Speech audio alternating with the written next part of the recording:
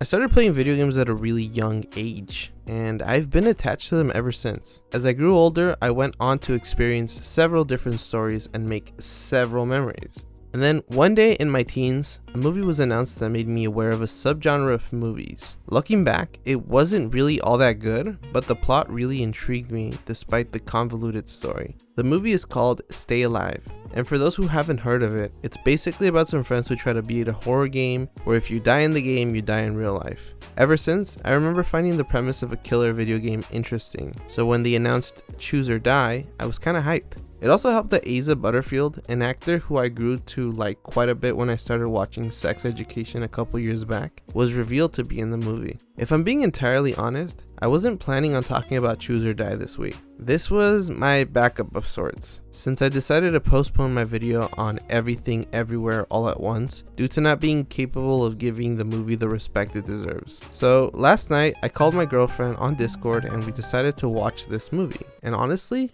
it's pretty whack. That shit was ass. So the premise of the movie is that a financially unstable girl named Kayla finds a bootleg copy of a game named Cursor. The copy of the game happens to be in the possession of her friend, a nerdy programmer named Isaac. They discover that there is still a cash prize for completing the game, making reference to the retro games that exist to this day with unclaimed prizes. Kayla starts playing and is forced to make a decision every night at 2 a.m. until she wins. Ultimately, the duo finds where the game was made and find out that the creator was using the game so that he could gain power. This is done through implementing some symbols they found of unknown origin into the code, which causes him to gain power equivalent to the physical damage that is inflicted to the cursed player. Isaac eventually dies because the game considers him to have cheated because they discovered the origin of the game. Kayla eventually wins and the movie ends on a super confusing note.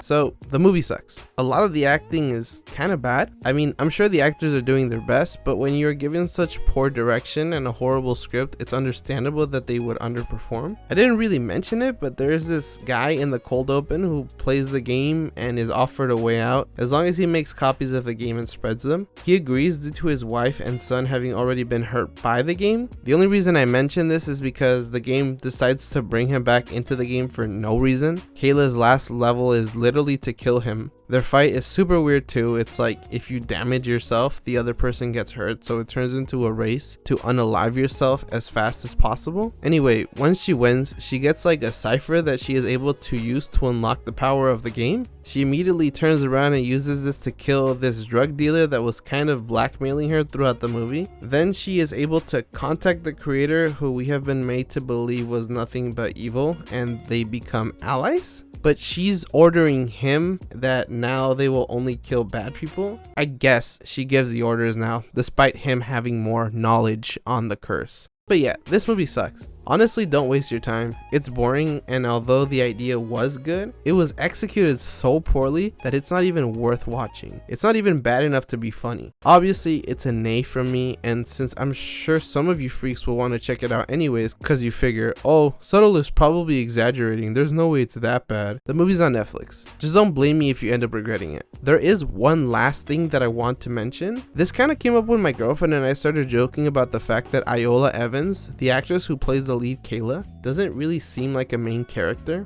The two of us had never seen her, so we looked her up. To our surprise, there was little to no information on her. A lot of websites are even unsure of her age. The more we looked into this, the more it felt like Iola Evans was an industry plant. Her social media is very reminiscent of something a bot would have. I don't know if this is necessarily something we should be proud of, but my girlfriend and I are quite the sleuths. Suffice to say that we were able to find her biological sister and mother, and while we confirmed her real last name, we were unable to find her first name. Look, I understand that it is very possible that our dear Iola just wants to preserve her privacy. The only reason I bring this up is because it feels like she's an industry plant. I won't be sharing her information in case the former is true, but I did feel like it's something that had to be mentioned. Like I said, this movie is bad. Go watch Sex Education instead. It's not a horror movie, but it is a significantly better viewing experience. As always, do you agree? Do you disagree? Do you want to hear me say more? Let me know down in the comments section. Don't forget to like the video, subscribe, and hit the bell so you can catch my future videos. This has been Subtly Artistic.